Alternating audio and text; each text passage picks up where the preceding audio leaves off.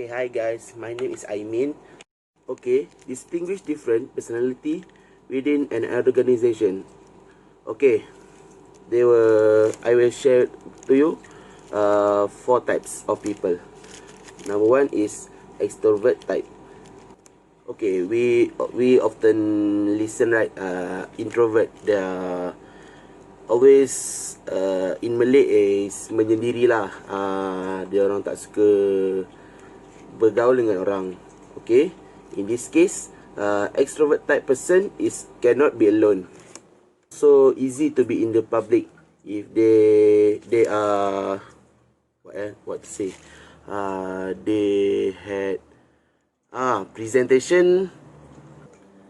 They are the one who did not embarrassed to be in the public.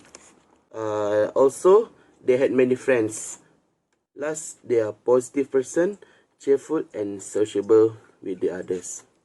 If you want good team, you can pick these people. These people is good for you. Number two is agreeable type. Agreeable type person, they are willing to agree to something and someone's ideas. They are quite enjoyable and pleasurable team members. They had friends, they will always agree about what they're talking and their ideas. Okay, third is self-conscious personality type. Self-conscious people always sensitive to what others think and thought about them, and they did not like any criticism, and sensitive also rejection. Often afraid of bad thoughts about them and their works. Means like they are the person who doesn't like criticism and what they're doing in their work. And finally, the most hated one in a team members, the poor team members type. They are less of teamwork with others, often not aware of team members doing. They did not know what to do, and also always doing things in the last minute. They make their own decision and also mind their own business by themselves. Lastly, the reason why a group can be a bad team is 100% their fault. Alright, the end of the CLO 1, we travel go to CLO 2.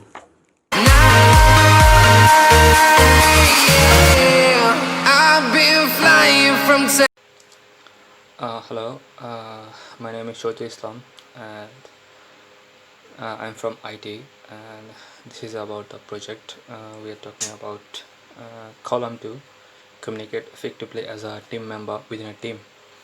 So there's a few methods we can use for communicate as a team member or as a team leader. As a manager or as a leader, you need to keep your team and task and able to work deadline. Huge part of this communication, well done, improving communicate with the workplace can bring many benefit to your organization, such as increased productivity and loyalty. Majority of the thing, most of the thing we are getting is loyalty. There's a few method we can apply for this, for communicate as a team member, as a schedule meeting. As all we know this, make time for both of us as a group member or as a group meeting. Having a both means you can communicate with all of your team member, and also make sure to try as a one by one person to communicate or do have a meeting with one by one person, because there's a people they can't present with a whole group, so you need to be make sure that you can go with a one for one, one by one as a meeting. And always there's a second method, there's recognize the positivity. Ensure that you are recognized and regarding good work. When you see it, then it helps your team to care about the work they are doing and rewarded for it. And there's other method, use the right channel to communicate through. There is a lot of option in to communicate by the call or by the WhatsApp group and by the video call, emails, or there is something a lot of, but you need to pick a right method to communicate. It will be a great thing to communicate as a team or as a team member. And set a deadline. Every work, make sure to give a deadline so each of member can do and finish the work at the day. It will improve as a team, as a on your own person. It will be good for having a exact date. And there's a one thing, is most important thing, don't interrupt other. Is like a most valuable thing to communicate as a team member or as a teammate. It is a quite obvious, but it goes as I said. A good leader should able to listen all the talk. That's the main thing. Good leader should able to listen all the talk. We are listening to other, listen them until they are done speaking. Don't interrupt them. Mm, it's gonna feel negative towards you or also the member. And there's a final one thing. Think before you speak. This sound obvious, but before you wanted to say something, think about that is gonna hurt your team or as a your personality, or is gonna affect you or not as a team. So think before you speak. That's all for the communicate effectively as a team member. So this is the thing you can use for the communicate. You need to concern about those things as a problem or as a solution. Those things will help as a member or as a group. As a group, it will help a lot. Thank you so much. Once again, this is Shoaib Islam from IT. Thank you so much.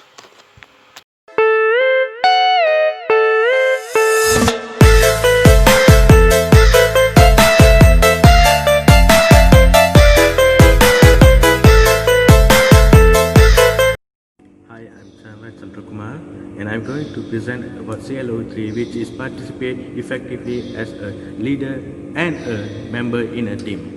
Firstly, we should be a transparent leader or a member which can learn more accountable, happy and creative for the team. And also have to develop a feeling of mutual respect between team leaders and members. And also it feels secure in their positions.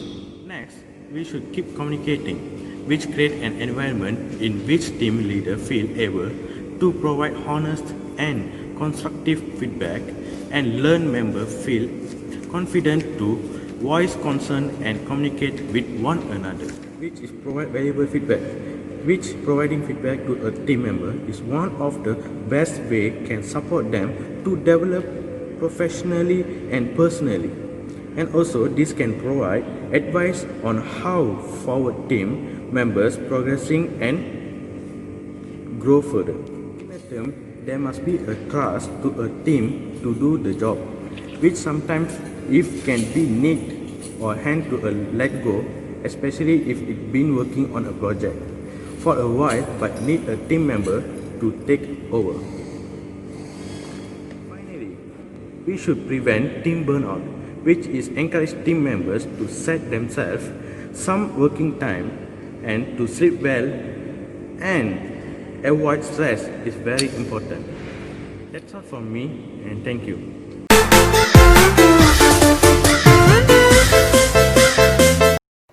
Good afternoon, everyone. Good afternoon, madams. Good afternoon, all of my friends.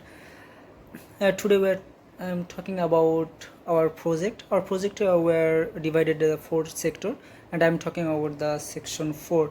And my section like say apply the knowledge, skill, and tools learned plus to be team situation within our organization. So knowledge sharing in the process of the transferring tactics, transferring the tactic like a person to another person.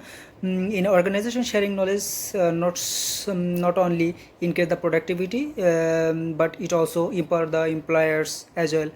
Employers can work the faster and better by getting easy access and insights, resource of the experience. So here I have few of the several types of OA like a knowledge sharing or organization. The first things that one is number 1, the increase and foster the right mindset.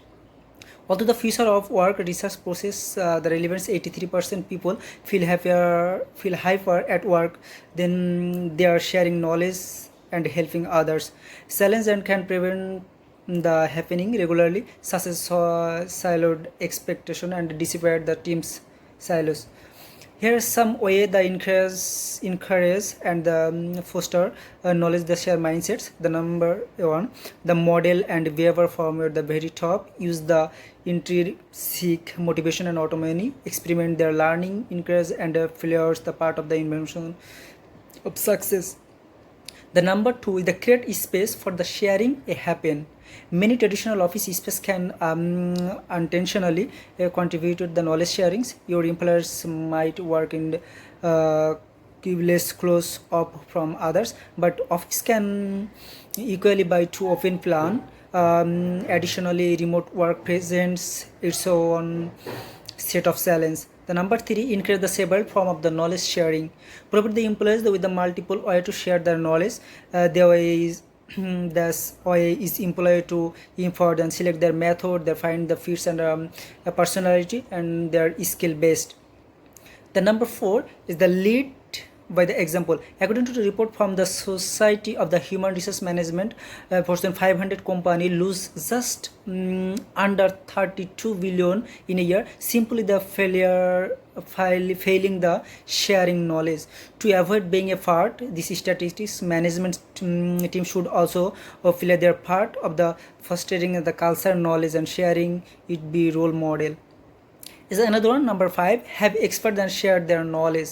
To improve knowledge sharing across your organization, identify organization wide and subject matter expert. Expert knowledge is highly critical and organization success, but expert need in efficient and scalable way to share their knowledge to minimize the burden in their time. The number six is the formalized process. Knowledge sharing can only be truly effective. There's process every employee wears if of and can contribute to. The last things, use effective tools. While useful the communication workplace, video conferencing and messaging apps are designed the faculty's knowledge sharing. The limitation of these tools can have employees less the productive and the more frustrated.